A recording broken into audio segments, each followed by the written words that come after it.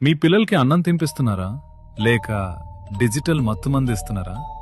ప్లేట్లో ఉన్నది అమృతమే కావచ్చు, కానీ వాళ్ళ కళ్ళు చూస్తున్నది ఫోన్ అనే విషయం.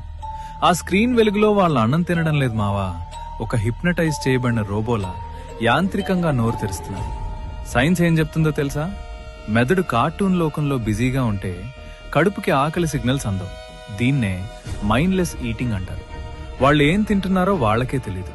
దీనివల్ల భవిష్యత్తులో ఒబేసిటీ, డయాబెటిస్ మరియు జీర్ణ సమస్యలు వాళ్ళ శరీరాన్ని తినేస్తాయి.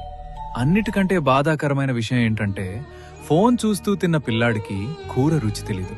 అన్నిటికంటే ముఖ్యంగా అమ్మ చేతి స్పర్శ కూడా తెలీదు. మీరు వాళ్ళను మనుషులుగా పెంచట్లేదు, భావోద్వేగాలు లేని జోంబీలుగా మారుస్తున్నారు. ఆ స్క్రీన్ మీ బిడ్డను మీ నుంచి దూరం చేస్తోంది.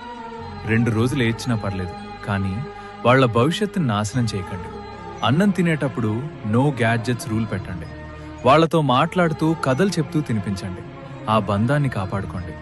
తల్లిదండ్రులందరికీ ఈ వీడియోని ఇప్పుడు